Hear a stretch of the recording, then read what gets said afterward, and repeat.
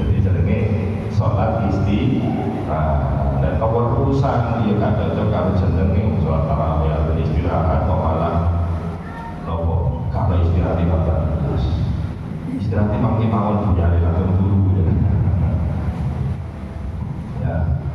Kemudian di dalam hadis riwayat Muslim bahwasanya ini awal mula tentang sholat yang disebut dengan sholat tarawih.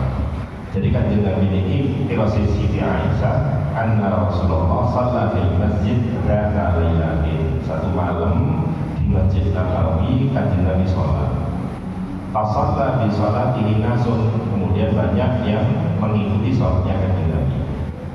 Ini sholat pertama kali sholat tarawih di zaman kanjeng Nabi. Jadi sholat banyak yang ikut. Kemudian besoknya umma shalla min al-qabilah.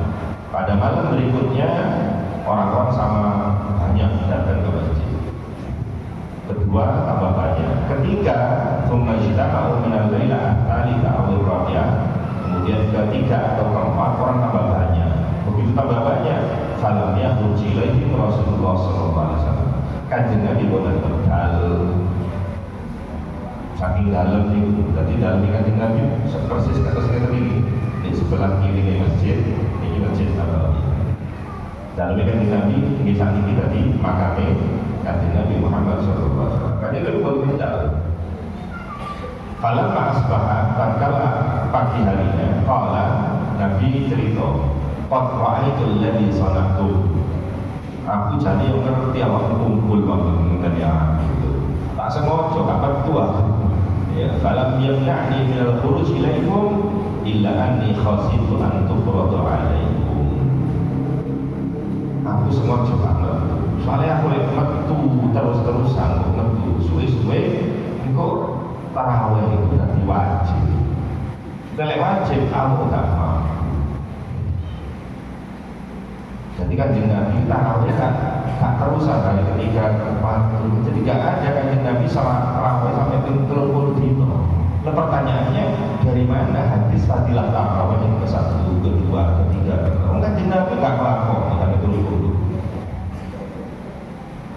Sudah paham sampai di sini?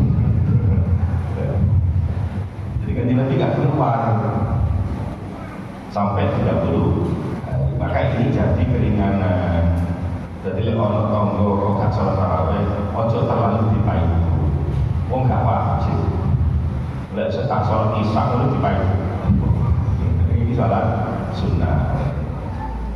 Para bapak ibu sekalian yang dirahmati Allah Subhanahu Wa Taala. Kemudian jadi sholat akhirnya sendiri-sendiri, orang-orang sendiri sampai kepada zamannya Khalifah Umar bin Khattab. Umar bin Khattab diceritakan oleh Abdurrahman bin Abdul Qari. Satu malam di malam Ramadan, aku keluar bersama Sayyidina Umar datang ke masjid. Ternyata di masjid itu orang sholat masing-masing, bukan berjamaah, ya sholat tapi dewi-dewi. Di kono kono, ini ono. Orang sholat sendiri-sendiri, banyak ini. Auzakum mutafarriqun. Yusalli ar-rajul li nafsihi, jadi sholat di dewi-dewi. Kemudian wa yusalli ar-rajul fa yusalli bi sholatir rahim. Kemudian ada yang sholat, ada yang makmum. Ada yang sholat, ada yang makmum. Jadi kacau sholat. Faqala Umar inni ara law jama'tu haula ala qari'in wahid lakana amsal. Maka Sayyidina Umar melihat pemandangan di masjid di pas malam-malam bulan Ramadan kok sholat di dewi-dewi semburat kakak-karuan. Iya, letak kumpul loh dari sisi. Kok tak boleh imam. Jadi imam siji tak pakai dewi-dewi ini.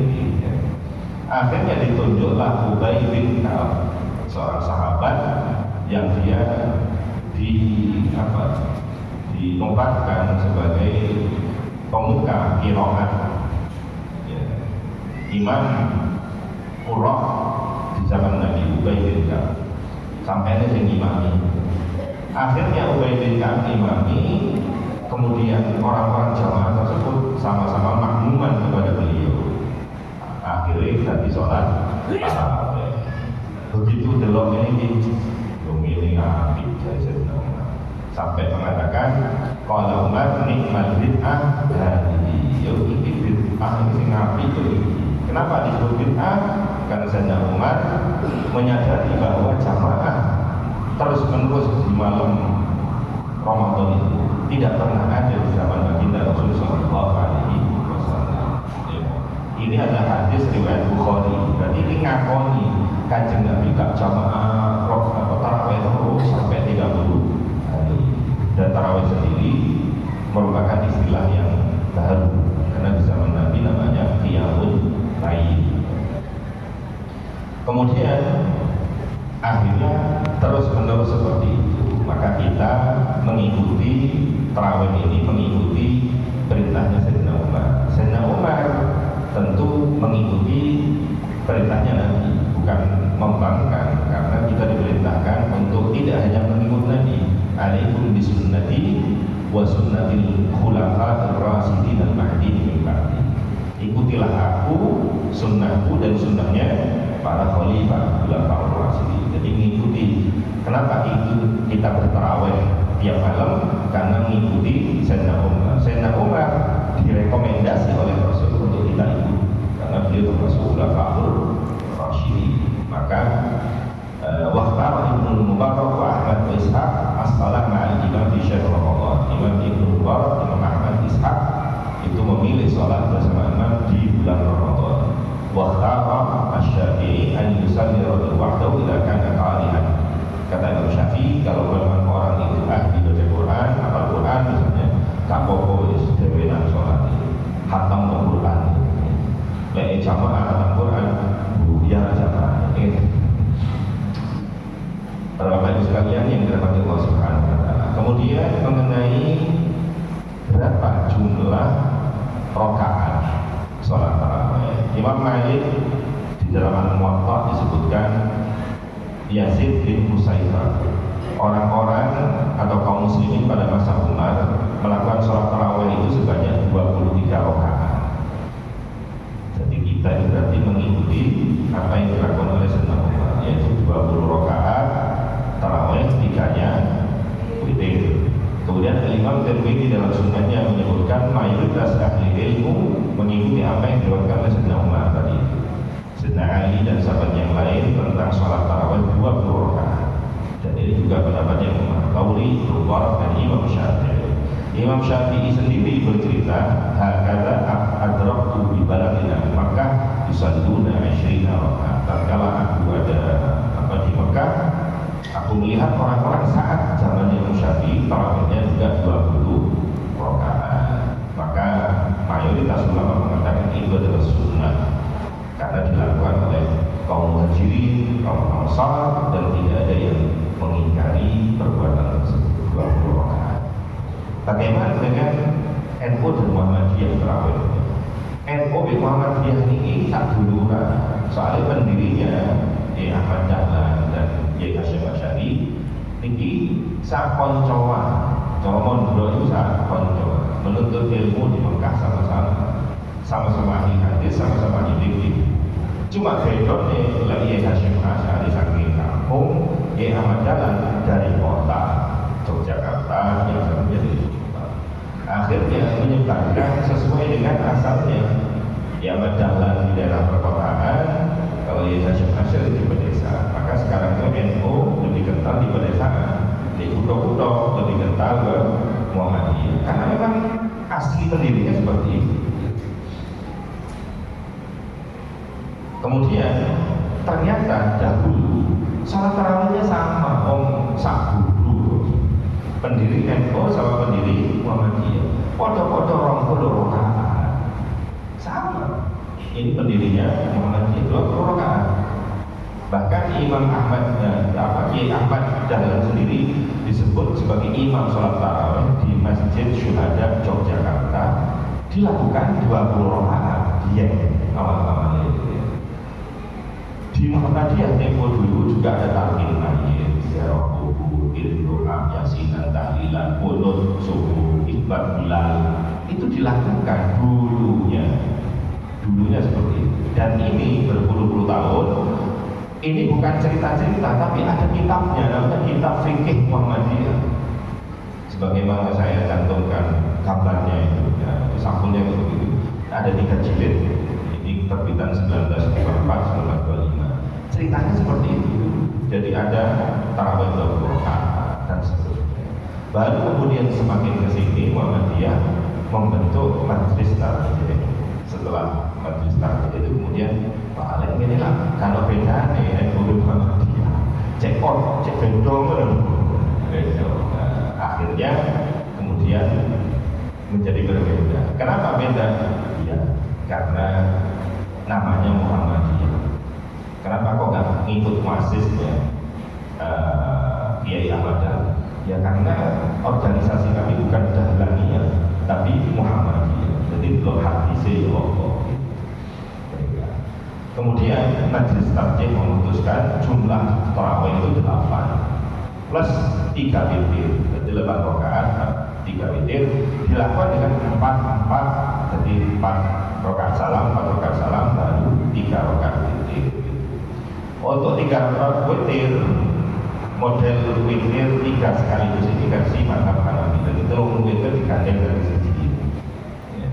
Kalau kita kan dipisah 2-1 ini 3 langsung. Sementara orang NU ya 2-2-2-2 begitu. Witirnya baru penutupnya 1. Pada tahun 87 praktek sholat tarawih 4-4-4-4 di Muhammadiyah itu ya, kemudian diserukan oleh Kiai Siddiq Abbas dari Jombang pada halaqah Masjid Al-Fal Surabaya. Kemudian ditampilkan hadis sahihnya kalau itu harus 2-2-2. Akhirnya dipindah versi 4-4 tadi kemudian 2-2-2. Itu riwayatnya. Tidak hanya 23 versus 11, sebetulnya ada tarawih itu ada yang 36 rakaat tambah akhirat. Di mana itu? Di Madinah. Tempo dulu zamannya Khalifah Umar bin Abdul Aziz. Bedakan antara Umar bin Khattab sama Umar bin Abdul Aziz. Di Madinah itu adalah kota kedua dari baginda Rasulullah SAW. Maka keutamaannya mirip-mirip sama kota Makkah. Lah orang di Makkah dulu sampai disebut dengan sholat tarawih istirahat. Kenapa? 2 rakaat salam, 2 rakaat salam. Setelah 2 kali salam istirahat. Dibuat apa istirahatnya? Dibuat tawaf 7 kali putaran ya. Tawaf. Habis tawaf sholat lagi. Itu dulu seperti itu. Nah kemudian ditiru di Masjid Nabawi di Madinah. Bareng 2 rakaat salam, 2 rakaat salam istirahat. Lah wong Mekah tawaf jadi ini terus lawo. Kate tawaf gak Mekah bae. Di anu iki ono kate tawaf ono Ka'bah gak iso dihubungi. Terus ya apa iki? Akhirnya diganti dengan sholat 4 rakaat. Jadi kalau orang Mekah atau orang Masjidil Haram tawaf 7 diganti dengan sholat 4 rakaat. Jadi ben 2 salam, 2 rakaat salam, 2 rakaat salam ganti 4, ditambah 4 seperti itu sehingga jumlahnya ketemu 36 rakaat. 36 rakaat. Di ben cetak tukaran urusan 11 pokok berapa? 23 ternyata ada yang 36. Kemudian kalau yang 11 mereka berpedoman bahwa Sayyidah Aisyah berkata maka Rasulullah SAW yazid di Ramadan wa Februari ada 11 rakaat. Katanya Sayyidah Aisyah Rasul itu sholat di bulan Ramadan atau di luar Ramadan tidak pernah lebih dari 11 rakaat. Ini yang dijadikan dalil oleh mereka. Oh berarti yang sholat itu berarti 8 plus 3 witir. Dikritiki oleh para ulama ternyata apa? Di situ kan yazid di Ramadan walau di baik di Ramadan dan di luar Ramadan. Diperhatikan kan membicara konteks Siti Aisyah berbicara demikian itu bukan sholat tarawih yang tarawih kalau di Ramadan ya. Itu berarti membicarakan sholat witir ya. Maka tak tepat kalau dijadikan sebagai hujahnya sholat tarawih. Nah, maka tadi ada khilaf, ada yang begini. Terus sopo sing bener? Ini sholat taraweh mau 11, mau berapa menit? 23, mau 36. Ibu kabeh foto bener karena berdasarkan istihad sendiri-sendiri. Maka ada jalan tengah. Ya, di dalam kitab Al-Fiqh Al-Islami wa Adillatu wa hina idzin fayakun takdirur rakaat wa taqdiruha bihasabi kulli qiyam wa salih. Oleh karena itu memperbanyak rakaat atau menyedikitkan rakaat itu tergantung lama atau pendeknya berdirinya. Jadi bener, jadi lepong lempo akeh soalnya ngadepi gak pada suwe gitu. Jadi rakaatnya sing akeh. Dalam wong liyane iku salatnya titik, jadi ngadepi suwe. Jadi cara buyane itu repot. Foto-foto lamanya sama. Kalau orang lempo cepet-cepet, tapi akeh. Ya dhewe rada suwe bisa. Lek sing tonggo sebelah suwe-suwe tapi di ya harus bisa. Maka sama seperti itu. Tapi terkadang yang sedikit yang banyak orangnya itu lebih cepat buyari daripada yang sedikit rokaatnya. Bagaimana tidak? Yang terkenal mesti kalau di bulan Ramadan itu ada yang sampai 7 menit. 7 menit. Kuarter itu kalau mobil bisa 160 km per jam dikeber kayak gitu ya. Maka ini sudah sholat sholat taraweh ya kita seperti itu, tapi ngono yang ngono tapi aja no cari wong Jawa. Sholat cepat, sholat sunnah itu juga pernah dilakukan oleh baginda Rasul. Persaksian dari Siti Aisyah, karena Nabi sallallahu alaihi wasallam yukhaffif ar-rak'ataini allataini qabla salat as-subh hatta anni la aqul hal qara'a bil kitab. Siti Aisyah pernah melihat kanjeng Nabi sholat, yaitu sebelum subuh, qabla subuh, sholat qabla subuh, sholat fajar, sunnah fajar, sholat 2 rakaat, sholat cepat sampai Siti Aisyah ini ngomong kanjeng Nabi gak kalah surat Fatihah. Saking cepet-cepetnya sholatnya kanjeng Nabi. Kenapa? Ya ukurannya kurang kanjeng Nabi. Biasanya sholatnya alon-alon waktu cepet gitu loh maksudnya. Kemudian Antais bin Ubadah qala shalla Ammar bin Yasir. Satu ketika Ammar bin Yasir itu jadi imam.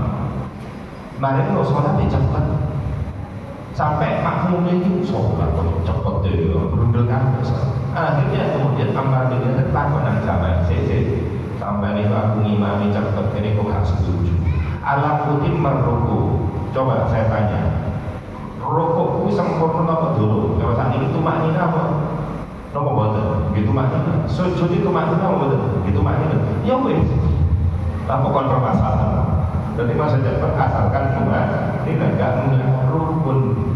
Makanya Ammar bin Yasir dalam satu riwayat itu para ulama yang sholat cepat itu apa kok cepat? Balapan karo sapa? Aku sholat balapan karo setan. Balapan karo setan. Lho kok ngoten nggih? Aku sholat itu setan moro aku. Tapi aku cepat, aku mati setan iki kok. Kecelek. Nek sampai sholatnya semua setan itu kok pikirannya itu nanti ada orang sholat di Masjidil Haram, ono wong nopo jenenge umroh Ramadan, kulo niku sholat pas tarawih, masya Allah, kulo niku keliling dunia, mikir nanti lo mau sak rakaat belum mati, keliling, jadi tekan setan itu, keliling dunia nanti. Makanya dari Ammar bin Yasir, ini batangnya Ammar bin Yasir kok sangat cepat. Soalnya kok setan keburu ditekani setan. Iya. Terus ditekani setan, kok suwe gak khusyuk, jadi tak cepat nopon. Boleh sampai sholat cepat tau kok. Mungkin sing goreng-goreng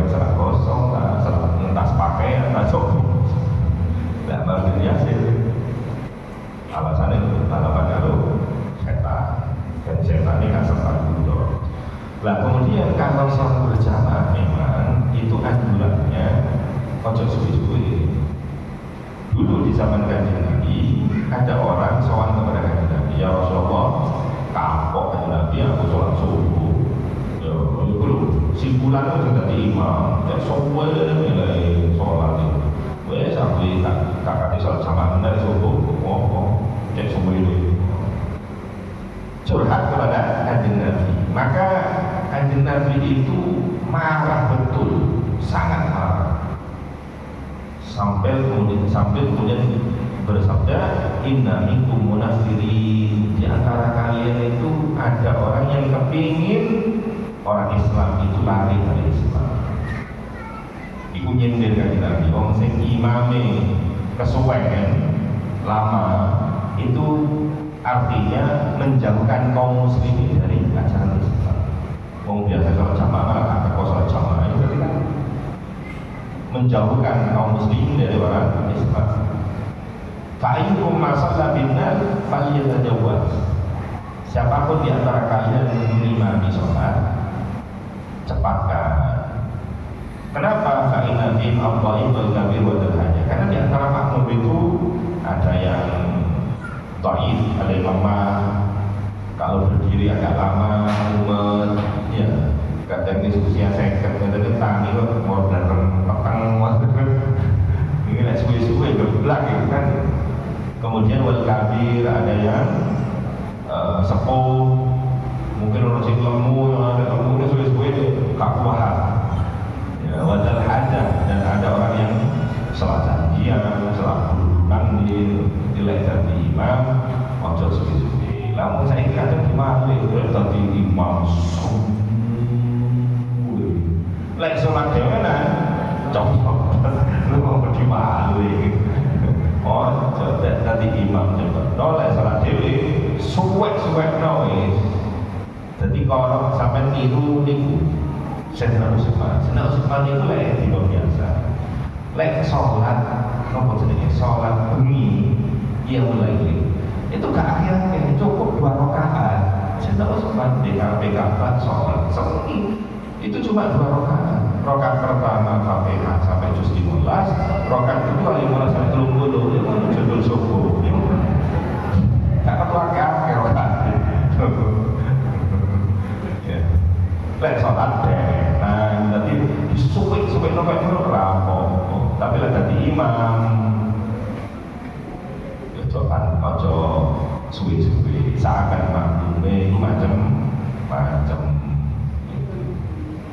ono sing mumet, ono sing bindingen, ono sing kram, ono sing kabotan, ono kali buka nek lumeh wis kakuat kan nanti ojo suwi-suwi. Tapi ojo cepet-cepet, soal sing cukup buat tadi ku seakan boyoke itu kabeh. Sampai gak nututi imam ya. Ya wis sing sedeng-sedeng. Ya jare wong Jawa sing tadi ngono ya ngono tapi ojo ngono. Kemudian supaya cepat akhirnya diolah apa kudu ae. Saya tahu ya kulha jangan mari.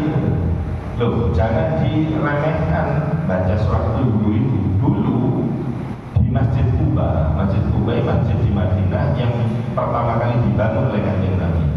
Pada waktu Kanjeng Nabi datang ke Madinah, yang pertama kali dibangun namanya sholat Quba. Di sholat Quba itu ada imam. Imam itu mesti maca surat dulu. Jadi rakaat pertama dulu, rakaat kedua dulu. Tapi bedanya kan kulhu plus surat lainnya. Rakaat kedua kulhu plus surat lainnya. Tak kulhu orang itu. Pokok setiap rakaat itu menyertakan itu. Makmum yang grundel. Nah, kita pernah nyuntuk nomor ini. Kulha.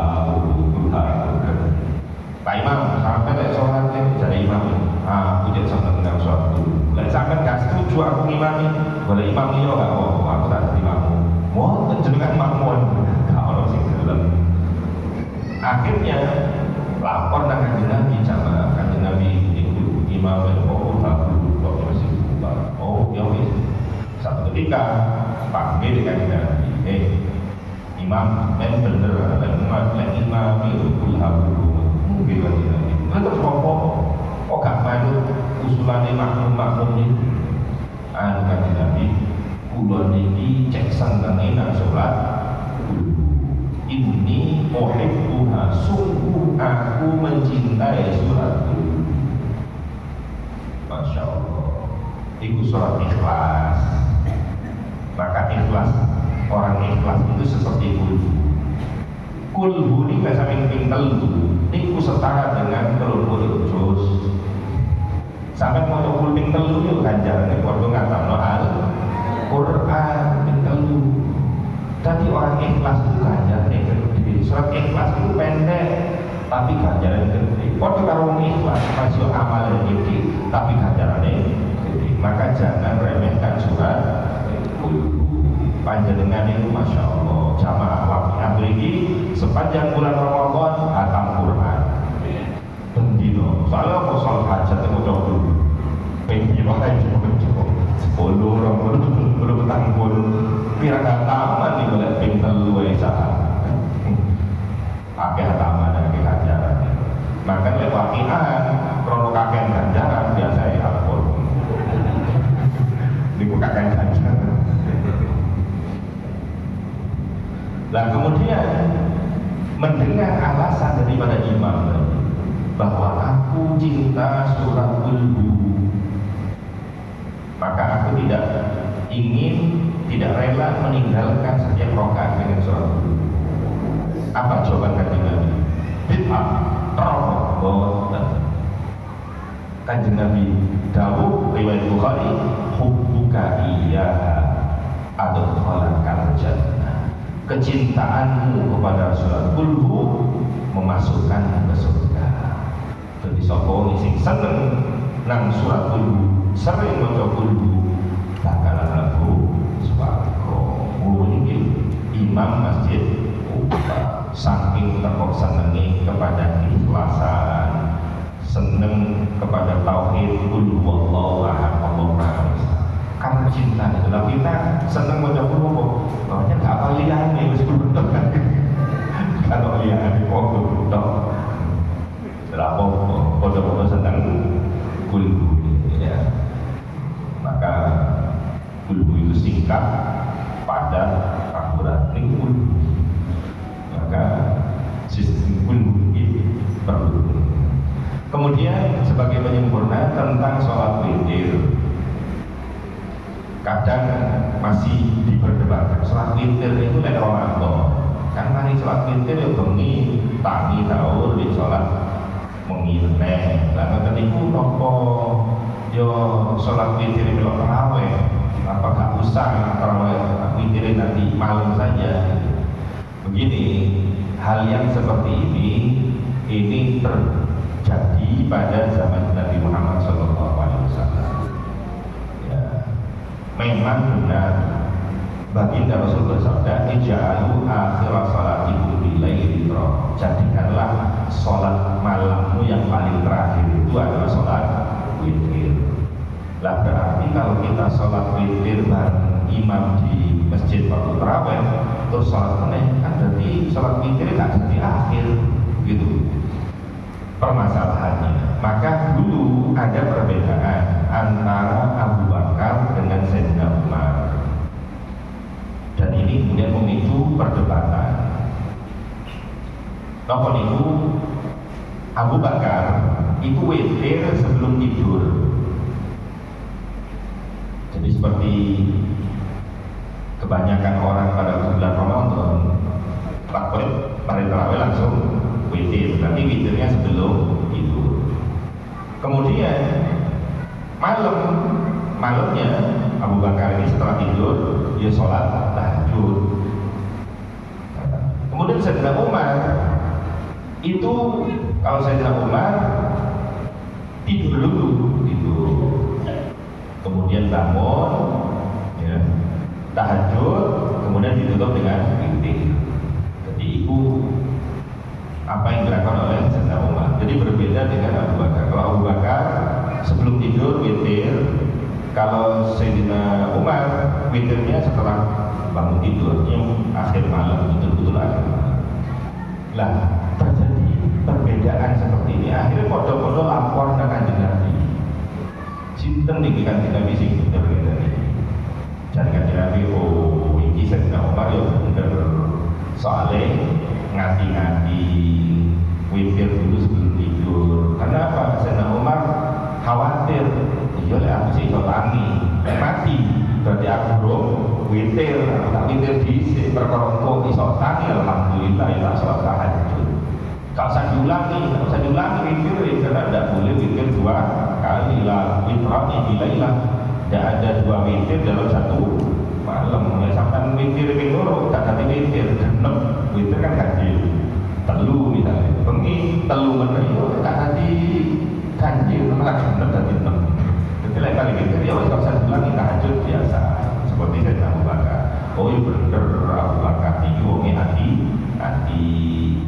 karena takut, mungkin karena capek atau akhirnya bangun malam ataupun mati. Dan Sayyidina Umar, ya apa Sayyidina Umar itu bener bisa dari Kanjeng Nabi. Soalnya apa? Sayyidina Umar itu pede, aku mesti tangi dulu, pasti tangi. Kalau pasti tangi, ya aku ae sholat witir tak jadi witir. Lah Imam Syafi'i, waktu Syafi'i fi'la ibadah. Imam Syafi'i sendiri memilih apa yang dilakukan oleh Abu Bakar. Apa yang dilakukan Abu Bakar tadi? Witir sebelum tidur. Itu dilakukan oleh Imam Syafi'i, tiru kepada pekerjaannya Abu Bakar. Kemudian juga masalah yang lagi viral sekarang itu tentang sholat ba'diyah Isya. Karena banyak orang yang terkadang mereka itu tidak sholat ba'diyah Isya, langsung tarawih, cetak kakek, tarawih soal saya tambah ba'diyah bahkan. Ya banyak di ceramah-ceramah di YouTube, di potongan-potongan. Itu lebih afdal sholat rawatib daripada sholat tarawih. Jadi keliru kalau orang itu dengan sholat tarawih dia meninggalkan sholat ba'diyah Isya. Memang terjadi perbedaan pendapat ternyata di antara para ulama mengenai lebih utama mana sholat ba'diyah atau rawatib dengan sholat tarawih. Ini dikarenakan apa? Ulama tidak pernah melihat kepada hadis tentang fadilah tarawih per malam, karena tidak diakoni hadis itu. Sampai dikalahkan dengan sholat ba'diyah Isya. Sholat ba'diyah Isya, sholat ba'diyah sholat tarawih. Karena apa nih ganjaran ba'diyah Isya itu gede ketimbang sholat tarawih. Lain sampai pakai hadis fadilah itu, waduh, oleh pahalanya Nabi Ibrahim, bukan kompon itu. Cuma iso dikalahkan sholat ba'diyah Isya. Maka memang ada perbedaan di antara ulama, lebih utama mana. Dan ya karena sama-sama punya dalil, ada yang mengatakan ya tarawih sing lebih afdal, ada yang mengatakan ya rawatibnya yang lebih afdal, karena rawatib itu tapi mengikuti sholat fardu. Apa yang mengikuti sholat fardu berarti kan dari member itu fardunya. Oke, mohon akan saya kepelajarakan, mudah-mudahan sehat sedaya sehingga bisa puasa judul tarawih judul waqiah sampai